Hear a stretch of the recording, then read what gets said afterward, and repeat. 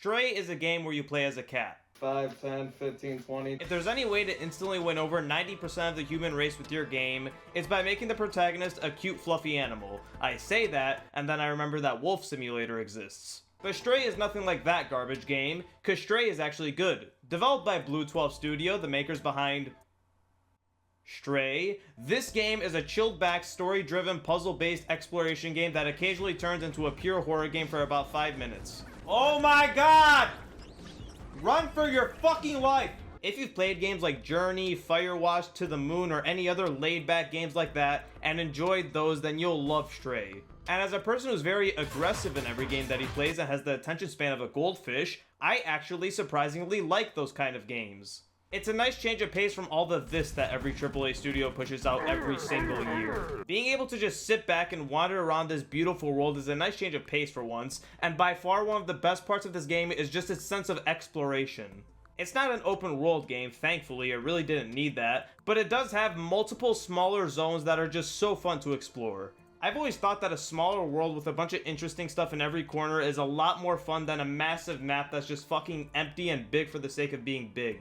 And this game nails that. The cities that you'll spend most of your time in aren't that big, but they're just so fun to wander around. And the game encourages this with how seamlessly it intertwines its main objective with exploration.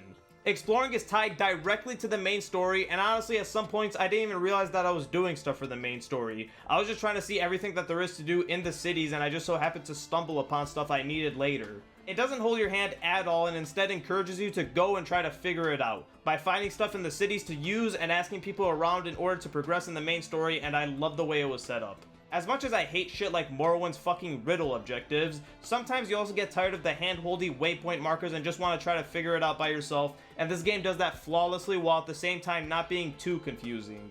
For example, at some point you're gonna need to be a dickhead, which is what cats are best at, and steal a jacket from a shop. But if you just try to straight up run over and take it, the worker's gonna stop you. So what you need to do is go over to this NPC who I didn't even know was a part of the main story, but I just did what he was asking for earlier either way, so I just so happened to have what I needed, get some music from him, put it in this radio to get the worker to go over and turn it off, and while he's doing that, steal the jacket like the dickhead cat that you are. There's so many examples of this throughout the main story that I don't want to spoil, and if you're observant enough, you can easily figure out how to progress without searching anything up. And I know this because my dumbass who gets confused by the puzzles in fucking Lego games was able to beat this game without searching anything up once.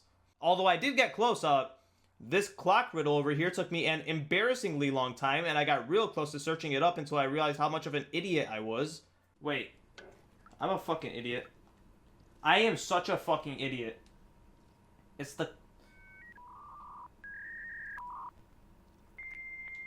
the fucking clocks. Throughout the game, you'll run into multiple puzzles, which is this game's main gameplay. These puzzles range from trying to solve clues that a person leaves behind for you, to some riddles, to trying to figure out how to get from point A to point B. And you do that by being the most genius cat in the fucking universe, like, my cat can barely comprehend how to push open a door. Meanwhile, here's this cat breaking fans by throwing buckets into them, or pulling plugs and plugging them in somewhere else like a fucking electrician, or hacking a door. What the hell is this cat's IQ? It's not a big deal, honestly, I'm just poking fun, but you do need to take some leaps in logic with how smart this cat can be. I mean, I know damn well that my cat would have never left the first fucking room in this game, let alone make it to a top secret government facility. But it's not all just puzzles, you do have some pretty well designed stealth sections, where you have to try to get past these robots by using Metal Gear tactics. Ooh. I was a millimeter away from getting caught. These sections were pretty fun and creative, trying to figure out how to get through without getting caught, using moving crates to hide, trapping the robots in jail cells, stuff like that. But for the most part, they were pretty easy and fit in well with this game's more chilled back nature. And then the game randomly stops being chill and pulls a complete 180, turning into a Lovecraftian horror game. Jesus Christ, where did we all go wrong? What the fuck? This just turned into a horror game. Why the fuck are there eyes? This was probably the most shocking moment of the game for me, as a person who didn't watch any of the trailers and thought it would just be a cat wandering around an interesting world. Suddenly being chased by headcrafts from Half-Life named Zurks in this game was a terrifying surprise, but also a welcome one, to be honest. It does a good job to break the game up and stop you from getting bored. One second you'll be solving puzzles, the next you'll be running for your life. And just before you get bored of constantly running away from the Zerks, halfway through the game they give you a weapon that actually allows you to kill these little shits, changing up the pace of the game even more. I love this addition. It wasn't expected, but it stops you from getting bored and adds a thrilling aspect to the game as a whole. The puzzles were great, but if that's all you did for 6 hours, I feel like it would have gotten tiring. So I'm glad the devs added this and all the stuff to change up the pace of the game. But the part of the game that shocked me the most was just how good the story is. For a game where you play as a cat whose main objective in life is to manipulate their owners into giving them food, I got shockingly invested into this cat and the game's story as a whole. And trust me, that is impressive, because when it comes to games like this, that is not an easy thing to do. This game doesn't have any voice acting, which for an impatient moron like me is usually a death sentence for a story. There is nothing that turns me off faster with the story than having to read a Lord of the Rings sized chat bubble explaining a character's entire life story and why I should give any fucks. For example, a game that I recently reviewed on my channel, the new Pokemon game, which, fun game, probably one of the best Pokemon games in recent times, but as fun as it was, I cannot forgive the fact that an entire third of it was you silently reading the most stupid, incomprehensible plot known to man that I give zero fucks about. So when this game pulled a silent chat bubble out of its ass, I got very worried thinking that it would start boring the hell out of me with a bunch of pointless ass exposition and characters that I wouldn't care about. But then characters in the story started dying and I actually got teary-eyed and invested in a game about silent robots and a cat. How did they do this? This game's story is shockingly good. It's a simple plot, but it works so well. To give you the basics without any spoilers, the game takes place in a dystopian future where the outside world has been locked away because of a deadly disease, and the entire human population has been killed by said disease, and the only people left are you and a bunch of robots. And basically for the whole story, you're just trying to get to the outside world by getting help from a group of robots known as the Outsiders and a cute little companion of yours named after a fucking pill. How did they get me invested in this story? It's a simple setup but works surprisingly well as you and your little robot buddy try to unravel what the hell happened to the outside world, and the way it all wraps together is extremely well done to the point where I honestly want a sequel to the game just to see where the story goes. The world building is so well done, so interesting, and the game gives you just enough detail to give you a solid idea of what's going on, while at the same time hiding just enough of the details to keep you intrigued. It's not a story for everyone, you'll have to pay attention and connect some of the dots by yourself and do a decent amount of reading, but if you're a fan of a more mysterious and somewhat depressing story, then this game is for you. And if you haven't noticed, I've went this entire video barely even getting into the fact that you play as a fucking cat in this game. Take my fucking money.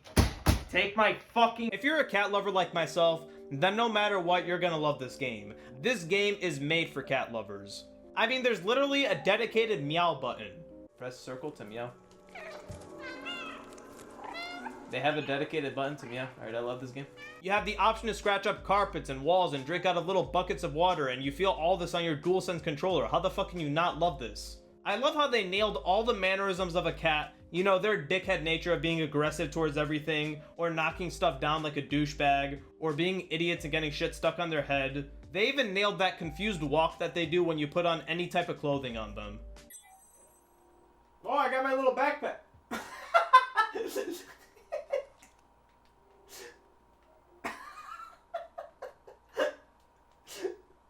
Well, this right here is exactly what happened when I got Arthur a fucking leash.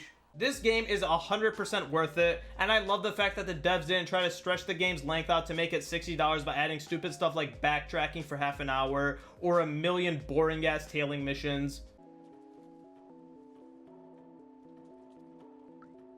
Okay, maybe there's 2 tailing missions, but they only last like 30 seconds long, so it doesn't count. At 5 hours long, with a couple more hours to get all the collectibles and 100% the game, it is without a doubt worth the $30 price point. And it's even more worth it whenever it decides to go on sale. And on top of that, if you have PlayStation Plus Extra like I do, then you don't have to pay a single cent for this game. It is free. Give it back. Can I please have my money back?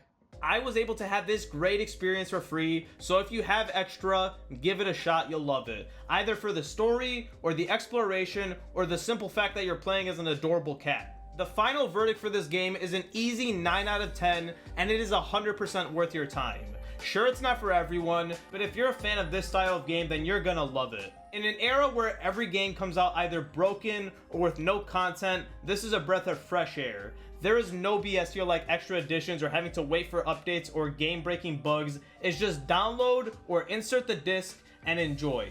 The studio behind it did a fantastic job, especially for a first timer, and I'm really excited to see what they do next. Whether it's Stray 2 or something new entirely, I'm looking forward to it.